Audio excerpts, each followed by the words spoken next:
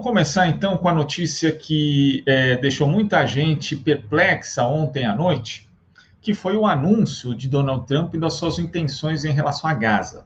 Ele que recebeu ali pela primeira vez um chefe de Estado nesse seu segundo mandato, e essa pessoa foi Benjamin Netanyahu, primeiro-ministro de Israel. E eles fizeram ali um encontro, depois eles deram uma entrevista coletiva, e teve ali teve primeiro, o Trump já falou a respeito daquilo que ele imaginava para Gaza, depois, respondendo a jornalistas, ele também comentou, mas na verdade não se aprofundou muito. Eu até escrevi ontem, né, um texto para fórum dizendo o seguinte: o que Trump propõe tem nome, é limpeza étnica. E aí, por que isso? Né? Inclusive, eu peguei aqui um tweet de um jornalista, né, que é o Owen Jones, que ele é jornalista, comentarista, mas é um ativista político britânico. E, para mim, ele foi muito certeiro no comentário dele, dizendo o seguinte: este é um teste jornalístico muito básico. Donald Trump declarou que a população de Gaza deve ser reassentada permanentemente. Qualquer jornalista, qualquer meio de comunicação que se recuse a chamar isso de limpeza étnica é uma vergonha total. E aí eu até destaquei esse tweet dele porque eu concordo inteiramente. Quando a gente vai falar a respeito, inclusive, um pouco desse conceito de limpeza étnica, foi algo que ficou bastante celebrizado ali na guerra da Iugoslávia, né? Ou seja, a Sérvia, inclusive, foi acusada de promover a limpeza étnica ali, e depois esse termo, embora ele não tenha uma definição conceitual muito acertada dentro do âmbito do direito internacional, existe uma noção que é exatamente aplicável a isso que Trump quer fazer ali em Gaza, né? Então, a gente vai falar aqui, primeiro, vamos fazer para quem de repente dormiu mais cedo e não conseguiu ver o que Trump planeja para Gaza, a gente vai fazer aqui um apanhado rápido do que ele anunciou ao lado de Benjamin Netanyahu, né?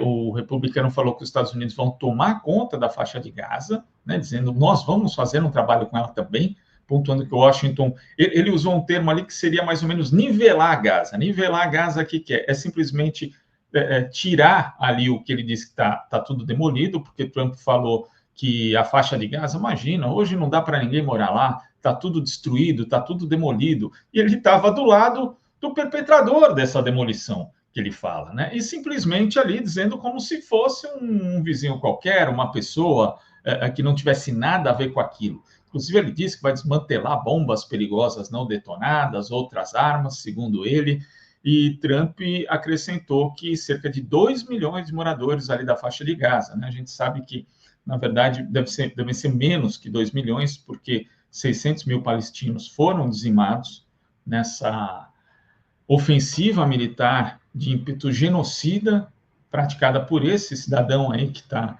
inclusive ali no lado esquerdo da foto, Benjamin Netanyahu, com a anuência e a cumplicidade do presidente anterior a Donald Trump, que era o democrata Joe Biden, né?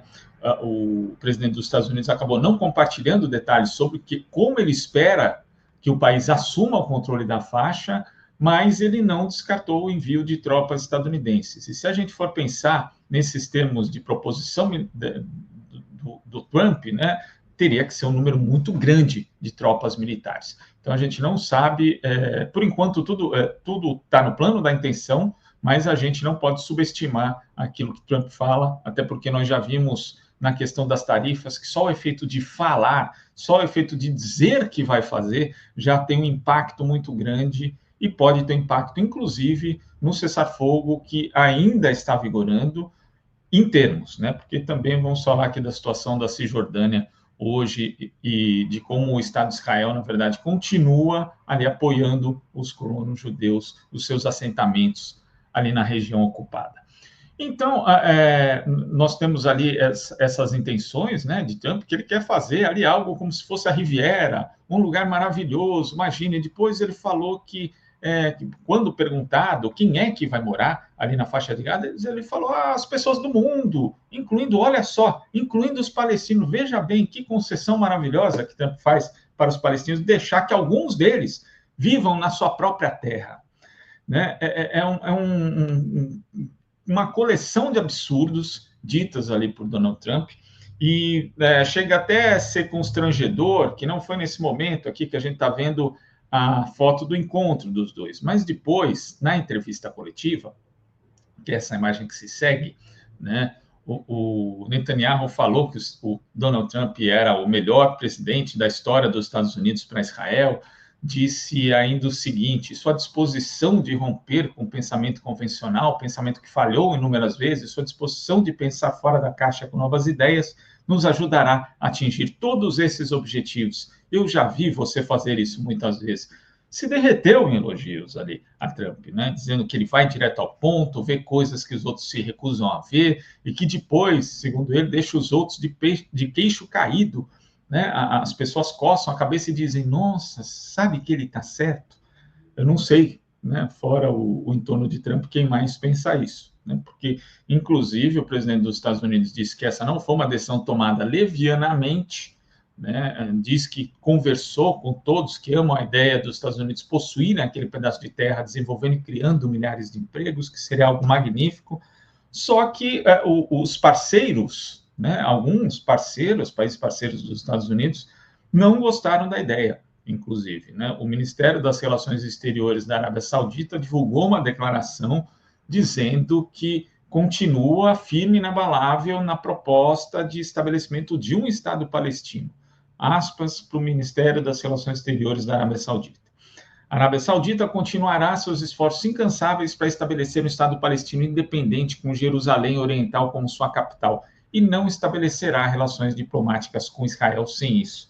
E aí a gente tem um outro ponto, porque um dos objetivos da administração Donald Trump é tentar normalizar as relações entre a Arábia Saudita e Israel, né? O que ele vê não só como um ponto ali de estabilidade política importante para os próprios Estados Unidos na região do Oriente Médio, mas também algo que facilitaria negócios, né? Muitos negócios, não só de empresas estadunidenses, mas também como de Israel e da própria Arábia Saudita.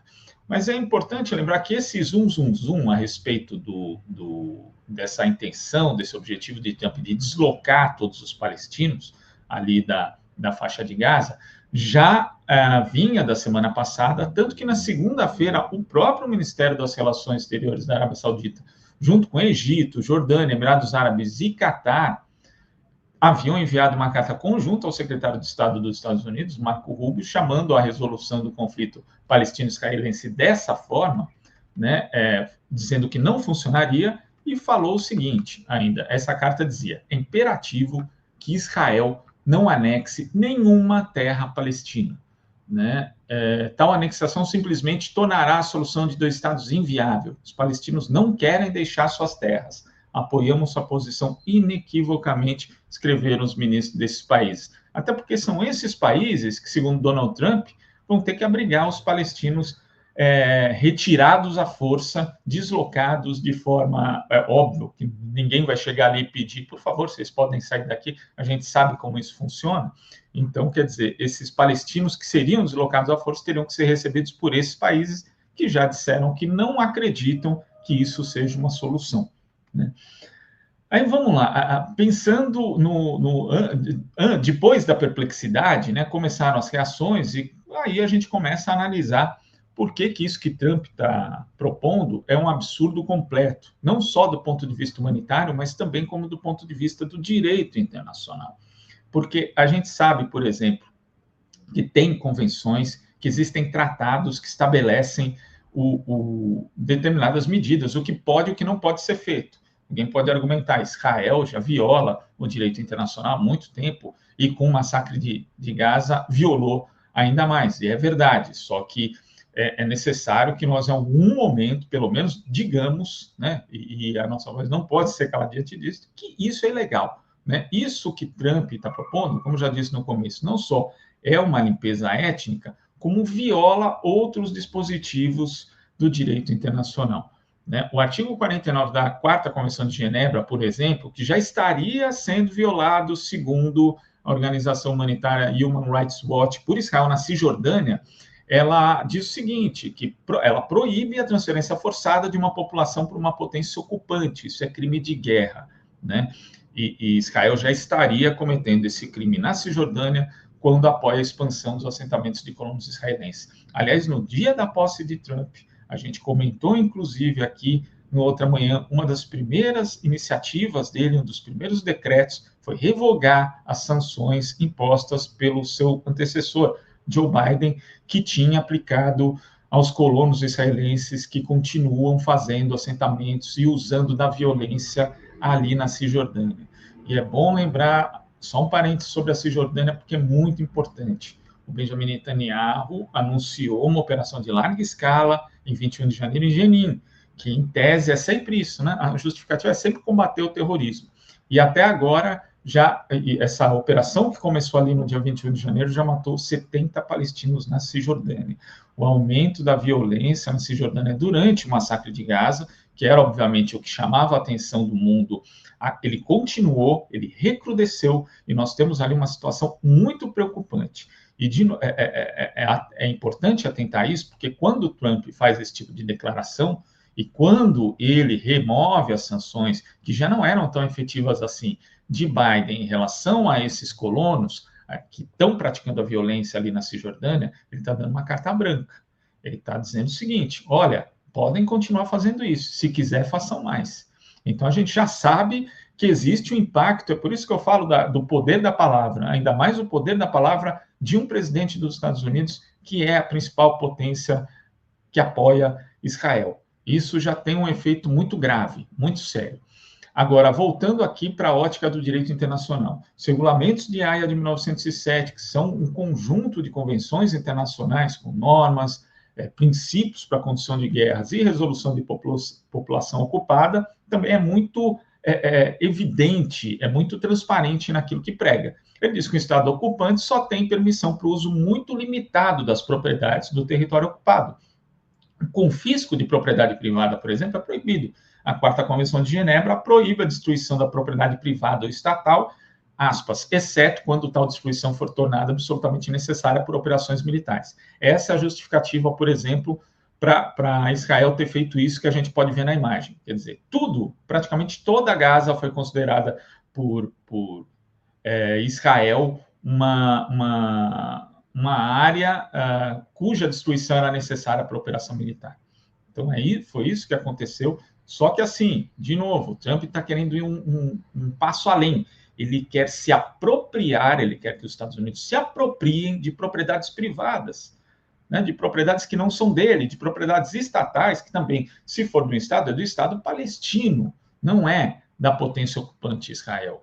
De novo, a gente tem que ressaltar a inúmera série de violações ao direito internacional que essas iniciativas aí anunciadas por Trump atingem.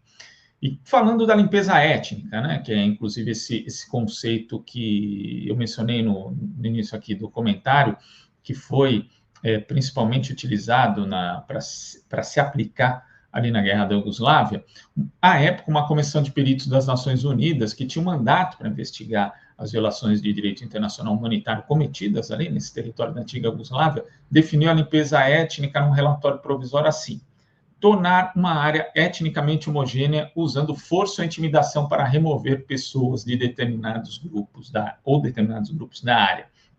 Então, está bem evidente, né, que é exatamente isso que Trump propõe. Inclusive, o professor de Direitos Humanos na Faculdade de Direito de Yale, James Silk, fala sobre a limpeza étnica, né? Diz o seguinte: sua motivação pode ser que as pessoas saiam, mas se ao fazer isso você pretende destruir o grupo, então também é genocídio. Ele está falando isso numa matéria de 2017, antes de acontecer o que aconteceu. Então, nós temos aí dois estados, um que já está praticando um crime, né, mais de um crime, obviamente, segundo a ótica do direito internacional, e outro que está anunciando que vai cometer vários delitos, na verdade, não é só um, né? E aí, ainda no âmbito das reações internacionais, nós temos aí o diretor executivo do Comitê Árabe Americano Antidiscriminação, Abed Youb, que diz que a proposta de Trump de deslocar a população de Gaza é aterrorizante, qualificando os comentários do presidente dos Estados Unidos como insanos. Mas ele ressalta que isso não deve ser menosprezado, enfatizando que o plano de Israel, desde o início, segundo ele, era realizar mesmo uma limpeza étnica em Gaza, o que iria contra todas as normas e leis internacionais, a gente sabe também. né? Agora, talvez a reação mais forte em relação às iniciativas de Trump, do ponto de vista institucional, inclusive, veio da Francesca Albanese, ela que é relatora especial da ONU para o território palestino ocupado. Ela foi questionada a respeito dessa proposição de Donald Trump e disse o seguinte: é ilegal, imoral e completamente irresponsável.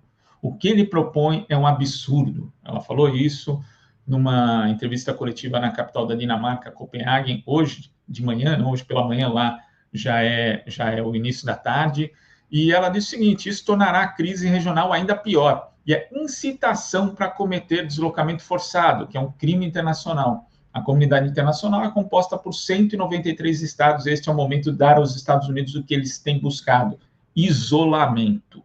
Então, é algo, eu acho que são declarações muito contundentes, mas também são muito necessárias de serem ouvidas. Francesca Albanese é alguém que conhece ali a realidade de Gaza, que esteve lá para acompanhar todo tipo de violação que foi perpetrada e que tem sido uma voz muito importante no mundo para trazer aquilo que tem acontecido e aquilo que está para acontecer.